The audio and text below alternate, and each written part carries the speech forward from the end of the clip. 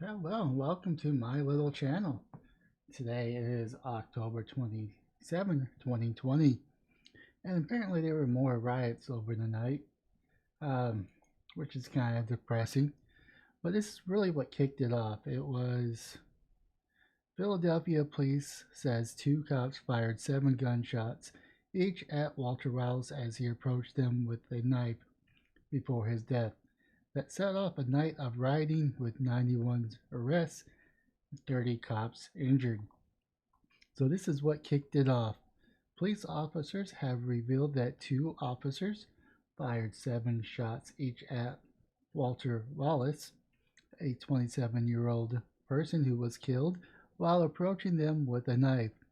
At a press conference Tuesday, Philadelphia Police Chief Danielle Outlaw revealed new details in the case, which left the city rocked by protests after Wallace's death on Monday.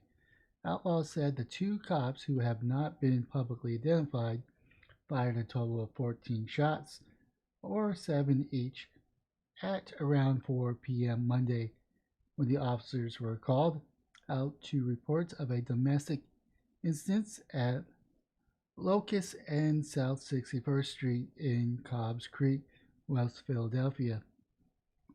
Police officers said it was yet to be determined how many bullets struck Wallace. An attorney for his family claims it was struck 10 times. He was struck 10 times.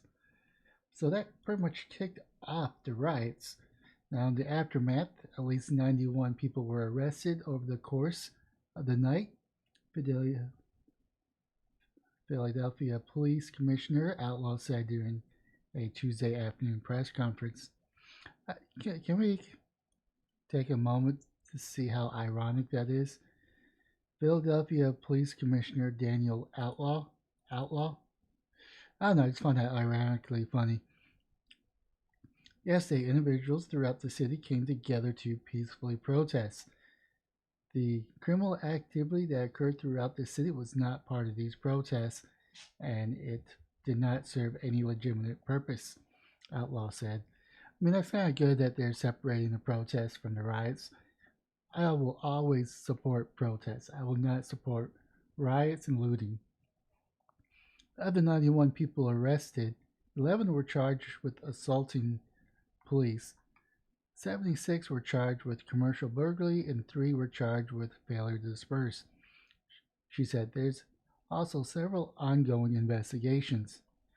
Does this say about one cop car? Cop cars and dumpsters were set on fire, struggling to contain the crowd. More than a dozen officers, many with batons in hand, formed a line as they ran down 52nd Street, chasing protesters away from the main thoroughfare. The crowd largely disappeared then. But yeah, there was a story how a lady or a female cop was ran over by a pickup truck. Yeah, here it goes. A 56-year-old sergeant was hospitalized in stable condition with a broken leg and other injuries after she was intentionally ran over by an individual driving a pickup truck. The other officers injured were treated and released.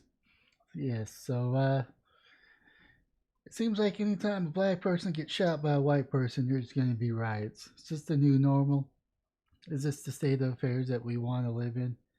I say screw the riots. You're not winning me over. You're just being terrorists at this point, and you should all get slapped over the head and be called idiots.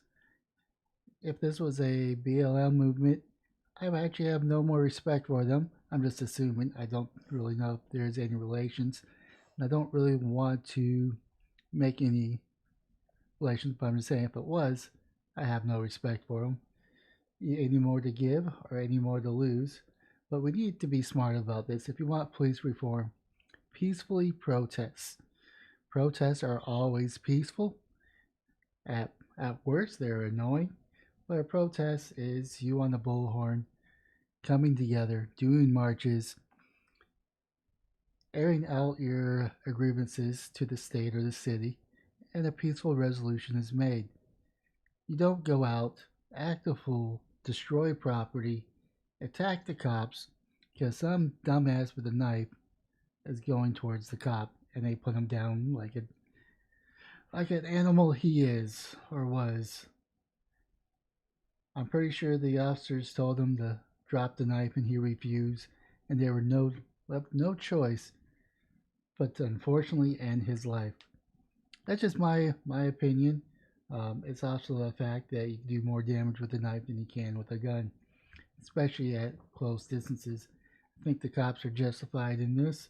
Unfortunately, we're just going to riot because that's what we do now. This is the new normal. Whenever some person of color gets killed by a cop, you're just going to destroy a city or 10. Man, hopefully, hopefully, I don't know. Hopefully, this all blows through once the government starts opening up and we can get back to work.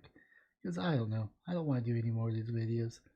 But I'm just frustrated because every time something happens, you gotta follow up with riots, and I'm tired of it. We need to peacefully talk about our grievances and come up with a resolution that does not involve burning down cop cars, attacking cops, running over cops, tearing down city streets or buildings, I should say.